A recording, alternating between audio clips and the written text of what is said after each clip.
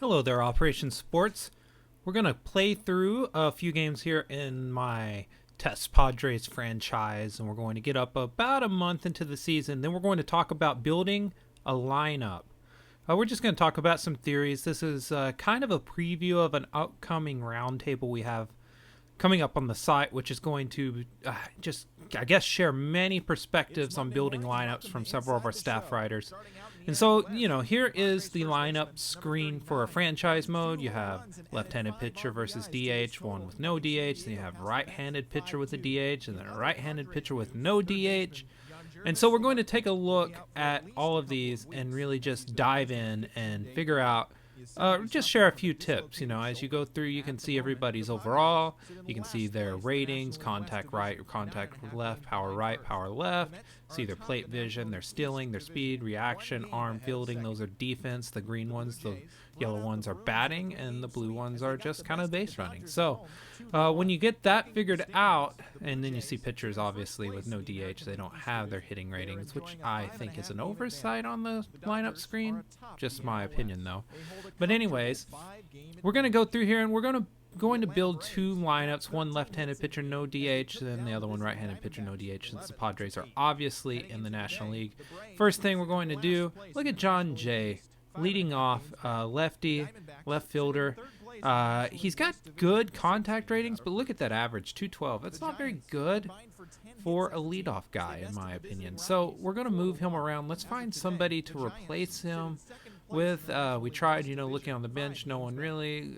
And here we see Will Myers sitting here, 74 overall, but he's got good contact ratings. We're going to switch him and John Jay just to kind of maybe give Jay a different look. He's just not batting well in the leadoff spot, so that's what we're going to do. Looking around the lineup, seeing, hey, can we move Jay down and maybe someone down below up? And that's a good question. Alexi Ramirez is an intriguing possibility. Plenty of speed, good contact ratings. I mean, it could happen, but we'll leave Jay right where he is at for now. Matt Kemp, he is a three-hole guy completely. We'll leave him where he is. Brett Wallace, he's got a lot of power versus righties. Not as much against lefties, but we'll do that. Right there, we'll move Derek Norris up a little bit since he is a better hitter versus lefties. And so that'll give him a few more at-bats against lefties, in my opinion. I kind of tend to move my very best hitters 1 through 4 because I just like getting them the most at-bats possible. And then below that, I try to balance it out. The other thing a lot of guys try to do is go left, right, left, right, left, right. A lot of variability. If you're a pitcher, you got to face both sides as a starter. I ascribe to that somewhat. I tried to get variability in some ways, but you don't want to have like 5 straight right-handed hitters in your lineup. I don't think that's a good idea. So here we'll switch Alexi Ramirez up 1. But you don't also, if like right there, Matt Kemp and Derek Norris. We could switch Wallace back, and you could have a rotating there, but you're going to end up with 2 righties, then 5, 6. That's just how it goes. We got. In terms of our 8 guys in the lineup, we have 3 lefties and 5 righties. So you're going to have some repetition. There's nothing you can do about that. Melvin Upton, look at that. He has great defensive ratings, but his bat, well, it's not very good. He's got a good average, though. He's playing above his ratings right now, but not much you can do. So let's switch over now. Let's play around with the right-handed pitcher versus DH. We're going to do the same thing with Jay. We're going to move him around.